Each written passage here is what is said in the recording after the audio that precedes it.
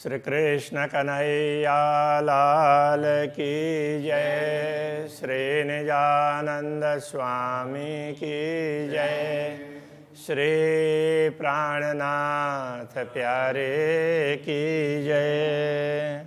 श्रवण कंठ हाथ पाँव के भूषण शोभित अपार।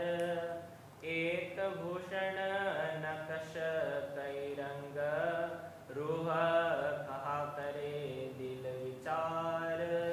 रूह का करे दिल विचार।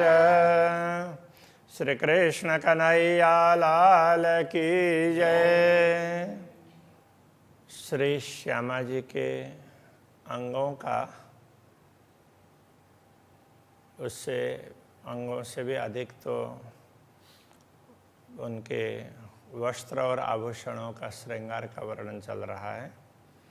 तो उसमें कहते हैं, नेक श्रृंगार कया इन जुआ क्यों वर्णवाए ए सुख। जो श्रृंगार है उसमें से थोड़ा सा वर्णन किया है, किंतु उससे जो अनुभव होता है सुख का, तो उसका वर्णन कैसे करें। ये शोभा न आवे शब्द में, तो ये शोभा शब्दों के द्वारा व्यक्त करने वाले नहीं है, आत्मा अनुभव कर सकती है। फिर भी नेक कया वास्ते रूहों के, ब्रह्म आत्माओं के लिए थोड़ा सा कहा है, थोड़ा कहा है वो ब्रह्म आत्माओं के लिए। मीठी जुआ स्वरबान मुख बोलत लिए अति प्रेम। मीठी जुआ, इनके वचन बड़ी मीठी है, उनके स्वर बान मुख, मुँह से जो वचन निकलते वो स्वर है बहुत ही मीठी है। बोलत लिए अति प्रेम, बोलती है तो बड़े प्रेम से, तो रस उसमें से निकल रहा हो ना, तो इस प्रकार की वाणी होती है। पीयूषों बातें मुख हंसे, पीयू के साथ बात करते हुए मुस्कुराते हुए बात करती है। लिए करे मर्यादा नेम, तो साथ साथ में मर्यादा रख करके कि धामधनी इतना मान देते हैं, ऐसा तो धामधनी श्यामा जी को इतना मान देते मानो सिर पर बैठाना चाहते हो ना, उस प्रकार से। किंतु श्यामा जी धामधनी के प्रति उतना भाव रखती है, उनके प्रति उतना वो उतना और सम्मान देती है, तो उस प्रकार का भाव होता है। दुनिया में क्या होता है कि हमें मान मिलता है तो फिर हम मर्यादाओं को भूल जाते हैं। अब यहाँ ये समझा रहे हैं कि लिए करे मर्यादा नियम, मर्यादा नियम वो पूरा पूरा उसका पूरा ध्यान रखती हैं। इतना मान मिलने पर भी उनको कभी उसका ऐसा नहीं होता अहंकार कि मुझे धामधनी इतना मान दे रहे हैं, तो मेरा धामधनी के प्रति क्या कर्तव्य है, तो सब ब्रह्मात्माओं के प्रति क्या कर्तव्य है, उसको पूरा पूरा ध्यान रखती है। तो ये हम लोगों को भी सीखने की होती है। तो हम लोग कई बार ऐसा समझ नहीं पाते हैं, तो फिर दुखी होते हैं। सामी सैन देत सुख चैन की, उत्पन्न अंग अतंत। तो सामने उसको जो आनंद आता है, तो आनंद उसके संकेत से, हाव भाव से ही वो प्रकट होता है। उत्पन्न अंग अतंत, उनसे अंग से ही तो उनको जो आनंद मिल रहा है, तो वो अपने आप ही प्रकट होता है। कोमल हृदय अति विचार, क्यों कहो नरमाई सिफत। हृदय इतना कोमल है, तो उस हिसाब से वो विचार करती है, किसी भी विचार में कोमलता रहती है। तो क्यों कहो नरमाई सिफत, तो उनकी महिमा, उनकी कोमलता, विनम्रता, अब यहाँ वो समझना चाहिए। नरमाई कहने से विनम्रता समझना होगा। उनकी विनम्रता, उनकी कोमलता, करुणता, तो उसकी महिमा का गायन नहीं हो सकता है। चातुरी गति की क्यों कहूँ, सब बोले चाले शुद्ध होते। गति की चातुरी, वो चलती फिरती है, तो उनकी गति में कितना चातुर्य है, कितनी समझदारी है, तो उसकी भी बात क्या कर सकते हैं।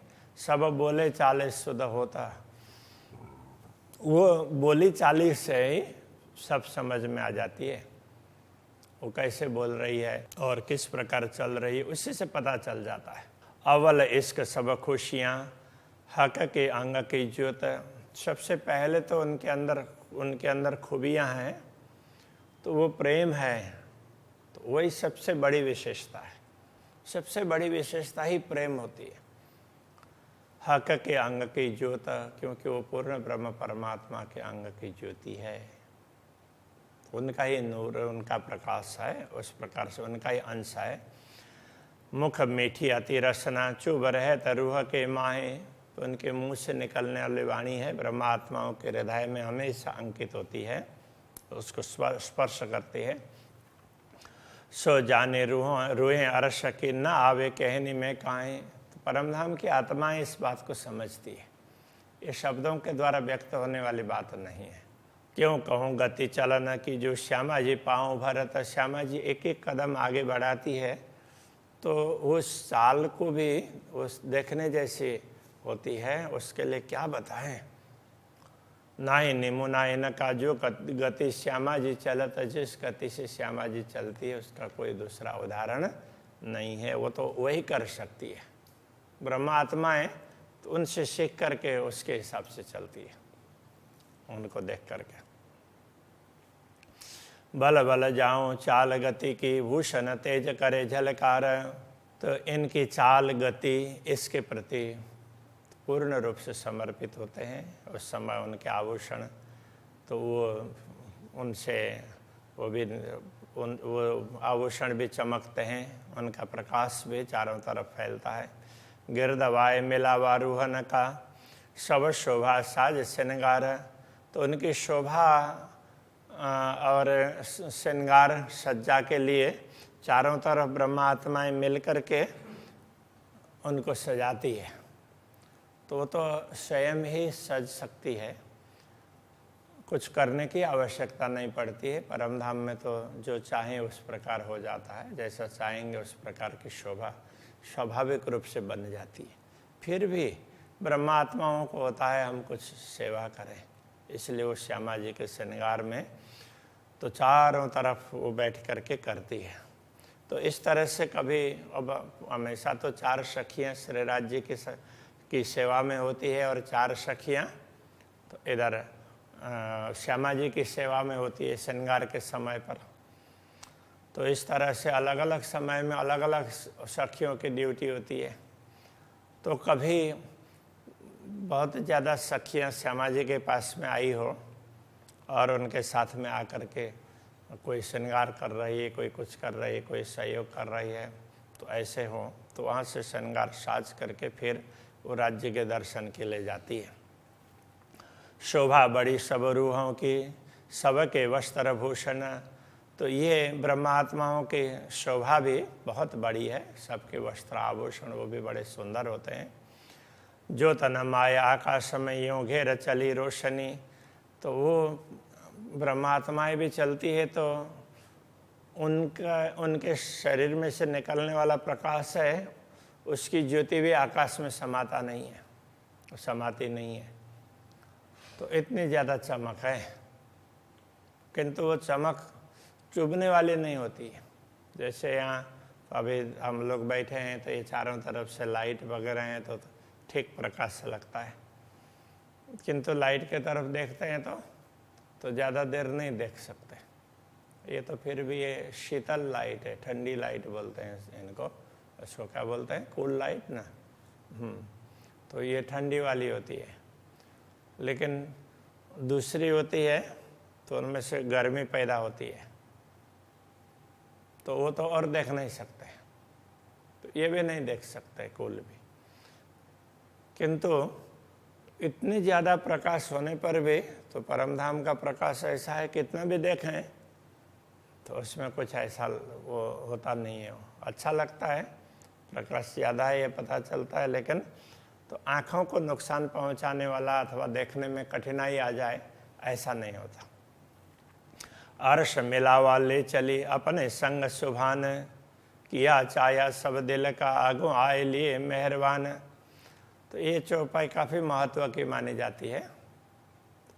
तो कहते हैं श्यामा जी के पास में इतनी सुंदर साथ इतनी ब्रह्म आत्माएं वहाँ आई हुई होती है ना, उन सब को लेकर के श्यामा जी श्री राज्य के दर्शन के ले जाती है। तो अर्श मिलावा ले चली, श्री राज्य से मिलने के लिए परम धाम में सबको लेकर के मिलावा लेकर के पूरी बैठक ब्रह्मात्माओं के पूरे समूह को लेकर के वो चलती है, परमधाम के समूह को। हाँ, परमधाम के समूह को लेकर के श्यामा जी आगे बढ़ती है। तो कहाँ जाती है? अपने संग सुभान, अपने सुभान से मिलने के लिए स्वामी जी श्री राज्य के दर्शन के लिए जाती है। श्रृंगार करने के बाद में तो श्यामा जी का श्रृंगार होता है तीसरी भूमिका में। तो श्यामा जी वह श्रृंगार के बाद में फिर वहाँ से लेकर के इधर आती है, अब सबको लेकर के अक्षराती धामधनी से मिलने के लिए तो तीसरी भूमिका में आती है। तो वो सीढ़ी चढ़ कर के आना पड़ता है ना। तो अब वो सबको लेकर के श्यामा जी आ रही है, तो राज्य को पता तो होता ही है। तो उनके भाव को समझ करके तो सबको लेकर के चलो अब सारे मिल करके सब आई है श्यामा जी के पास में। तो श्यामा जी सबको बता रही है कि चलो अपने सब मिल करके अपने चलते हैं अब राज्य के दर्शन के लिए। तो ऐसे करके वहाँ से निकलती है। तो अब वो कक्ष भी काफ़ी बड़ा होता है, छोटा कक्ष तो है नहीं। तो ब्रह्मात्माएं तो बहुत वहाँ समा ही सकती है। तो उनको लेकर के वो आते हैं। तो राज्य पहले से भाव समझते हैं। तो फिर तो उनको वो राज्य तो वहाँ से जहाँ राज्य का श्रृंगार तो वो किस बोलते हैं, चौकी बोलते हैं ना उसको, क्या दूसरा नाम है? हाँ, तो वहीं वो होता है।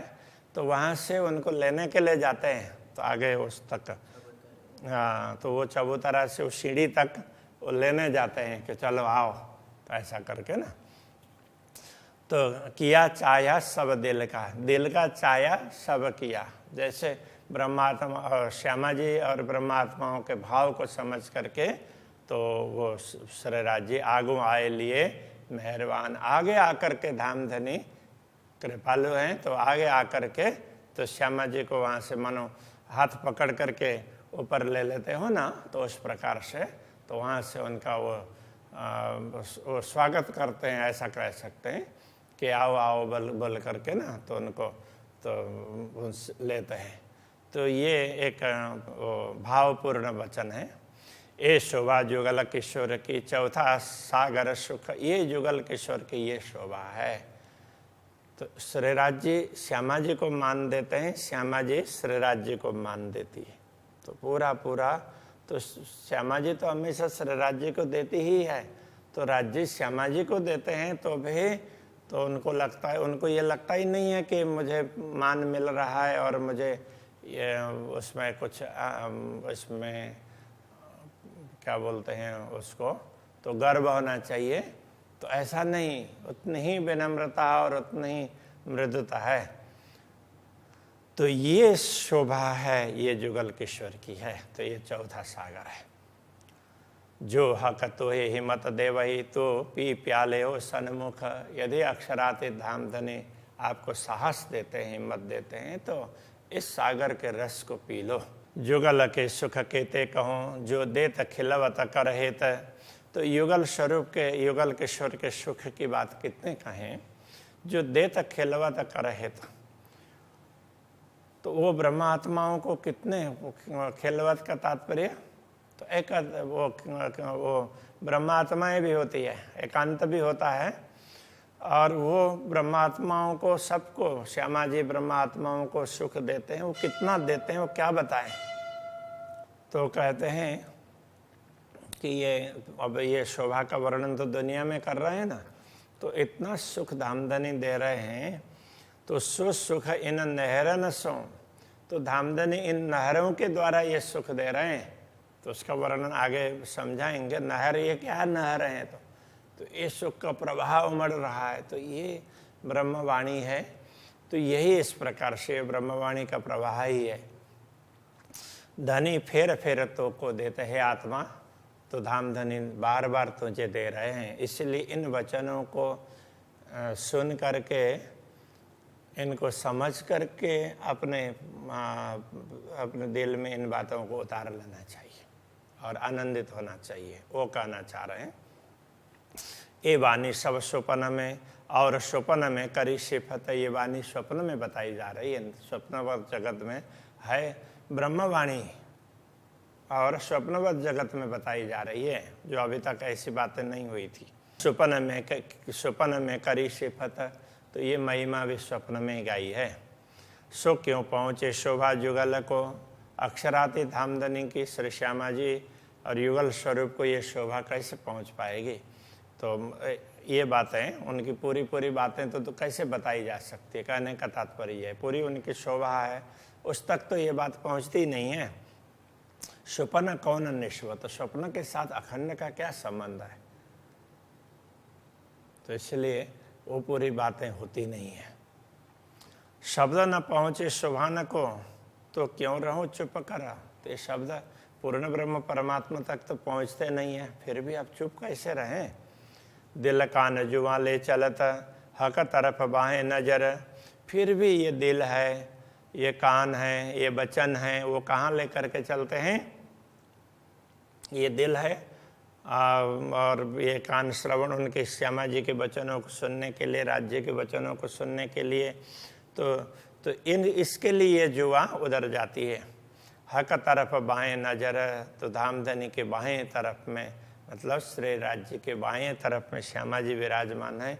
तो श्यामा जी की शोभा वर्णन करने के लिए बार बार मन होता है, यद्यपि ये शब्द नहीं पहुँचते हैं। ये कहने का एक तरीका है, वो काव्यों में अथवा छंदों के द्वारा, चौपाइयों के द्वारा व्यक्त करते हैं ना किसी चीज़ को, सीधा सीधा ऐसे गद्य में व्यक्त करते हैं, उस प्रकार से नहीं होता, थोड़े से उसके तरीके अलग प्रकार के होते हैं। तो ये दूसरे तरीके से समझा रहे हैं।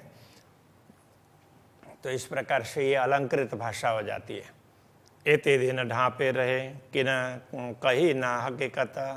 तो अभी तक तो परम धाम की बात, पूर्ण ब्रह्म परमात्मा की श्यामा जी की बातें अभी तक दुनिया में इस प्रकार से नहीं कही गई है। तो दुनिया में ये बात छिपी रही थी कि न कहीं ना हकीकत, किसी ने भी ये यथार्थता नहीं समझाई है। जो अजू न बोलत दुनि में, तो जाहिर होए ना हक सूरत। यदि अभी भी ना बोला जाए, अजू का तात्पर्य ये समझना होगा, अब भी ना कहें तो पूर्ण ब्रह्म परमात्मा का स्वरूप दुनिया में कैसे प्रकट होगा, मतलब कैसे लोगों को पता चलेगा। ये द्वार दुनि में क्यों खोलिए, तो ये परम धाम का द्वार है, दुनिया में कैसे खोल सकते हैं। ये जो गई बहा का खिलवत, तो ये बड़ी गूढ़ बातें हैं पूर्ण ब्रह्म परमात्मा के और श्यामा जी और ब्रह्मात्माओं की बातें, तो बड़ी गूढ़ है। सो द्वार खोले मैं हुक्म, तो मैंने ये द्वार खोले हैं, तो ये अक्षराते धामधनी के आदेश से ही। तो वो आदेश करते हैं, तो वो जो ना होने वाला हो तो भी जान असंभव भी वो संभव हो जाता है उनके आदेश से, इसलिए ये सब हुआ है। अर्श बकाह का मारफत, अखंड परम धाम के पूर्ण ब्रह्म परमात्मा की पहचान इस प्रकार उनकी आज्ञा से ही बताई जा रही है। दुनिया से ढांपे रहे अर्श बकाए ते दिन, तो परमधाम और परमधाम के दृश्य जो भी हो, तो अभी तक दुनिया से छिपे हुए ही थे, का तात्पर्य दुर्लभ ही थे। तो ये ज्ञान अभी तक दुर्लभ था, रहता अब अभी ढांपियाँ जो करे न रो रोशन। तो ये आत्मा प्रकाशित नहीं करती, तो अब भी ये छिप करके रहते हैं, ये रहस्य स्पष्ट नहीं होते। एक खोले बड़ा सुख होते हैं मेरी रूह और रोहन। ये खोलने पर तो मुझे भी बड़ा सुख होता है, मेरी आत्मा को भी और सुनने वाली आत्माओं को भी बड़ा सुख होगा। इनसे हयाती पावही, इसी से अखंड का अनुभव होगा। 14 तब का त्रैगुण्य, 14 लोक के लोगों को भी, 14 लोक में जो भी चेतनाएं आई हैं, इन सबको भी अखंड का अनुभव इनसे ही होगा। और त्रैगुण्य का तात्पर्य त्रिगुणाधिपति, जो इसमें मात्र ब्रह्मा विष्णु महेश की बात करते हैं, उतना ही नहीं।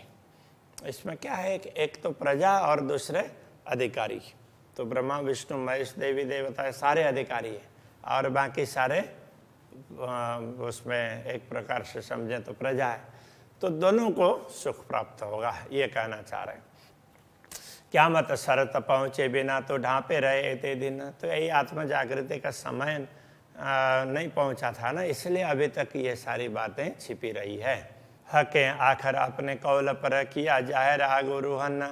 तो पूर्ण ब्रह्म परमात्मा ने अपने वचनों के अनुसार तो ये ब्रह्मात्माओं के समक्ष प्रकट कर दिया। इसलिए अब वो जो हमारे द्वारा ये व्यक्त हो रहा है, इसलिए कहते हैं ना, धनी ल्याए धामक से वचन सो कहती हूँ प्रकट कर। इस जीवा को, शरीर को तो शोभा मिली है, किंतु वचन है वो पूर्ण ब्रह्म परमात्मा के, इसलिए हमारे द्वारा कोई अच्छी बातें बताई गई है तो हमें इसमें कोई अहंकार होना ही नहीं चाहिए। तो ऐसा है, हम कुछ सीखते हैं, जानते हैं, तो हमारे अंदर अहंकार नहीं होना चाहिए, क्योंकि ये ज्ञान तो परमात्मा का है। तो उन्होंने, उनकी कृपा से प्राप्त हुआ ना, तो उससे तो और ज़्यादा विनम्रता आनी चाहिए और ज़्यादा खुशी होनी चाहिए। तो ये भाव होना चाहिए। ये जो कहे मैं स्वरूप जुगल किशोर अनूप, मैंने जो ये जुगल स्वरूप के अनूप, युगल किशोर के अनूप स्वरूप का वर्णन किया, जिसकी उपमा नहीं हो सकती। दय शाहिदी मोहम्मद रुआ, इसकी शाहिदी है ये कते परंपरा में भी, कते परंपरा में जो भी वो ज्ञान देने वाले हैं, उन सबको मोहम्मद कहा है, तो उन्होंने भी दिया है। और वहीं पर ये कहा है कि जो यहाँ उसमें तो भारतवर्ष में पूर्वी परंपरा में जिनके द्वारा ज्ञान दिया गया है, उन सबको रूह अल्लाह कहा दिया, वो परमात्मा की आत्मा है, ऐसा कह दिया। तो अब मुझे एक तो उस परंपरा में से रसूल और दूसरे तरफ सदगुरु, तो दोनों के वचनों में मुझे इन बातों की साक्षी मिली है। किया जायरा अरस स्वरूप, इसके हिसाब से ये साक्षी, मैंने जो कुछ जाहिर किया है, ये साक्षी मुझे यहाँ पर मिली है। यही लैलत कदर की फजर, इसी को लैलतुल कदर की फजर कहा है। उग्या बक्का दिन रोशन, ये अखंड दिन जागृत वो अब उगा, मतलब उदय हुआ है। हक खिलवत जाहिर करी, अरश पहुँचे हादी मोमिन। तो परमधाम की बातें जाहिर करके, परमधाम के जो भी गूढ़ बातें हैं वो स्पष्ट करके, तो अब ब्रह्मा आत्माएं और श्यामा जी धाम में ही जागृत होती हैं। महामत कहे अपनी रूह को और अर्श रूहन, महामती स्वयं को भी और ब्रह्मा आत्माओं को भी कह रहे हैं, इन सुख सागर में झीलते आओ अपने वतन। इस सुख में अवगाहन करते हुए, सुख के सागर में अवगाहन करते हुए अब अपने परम धाम में जागृत हो जाएं, आओ, ऐसा करके सबको आह्वान कर रहे हैं। अब एक प्रसंग को ये रखते हैं। श्री कृष्ण कन्हैया लाल की जय। आओ अपने वतन, आओ अपने वतन, महामत कहे अपनी रूह को, महामत कहे अपनी रूह को,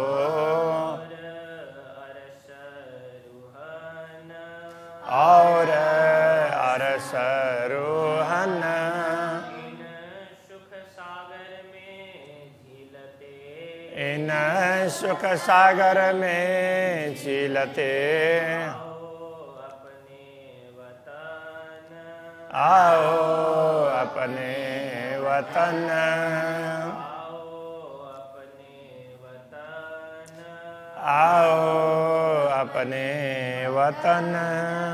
श्री कृष्ण कन्हैया लाल की जय। सद्गुरु महाराज की, श्री प्राणनाथ प्यारे की जय। श्री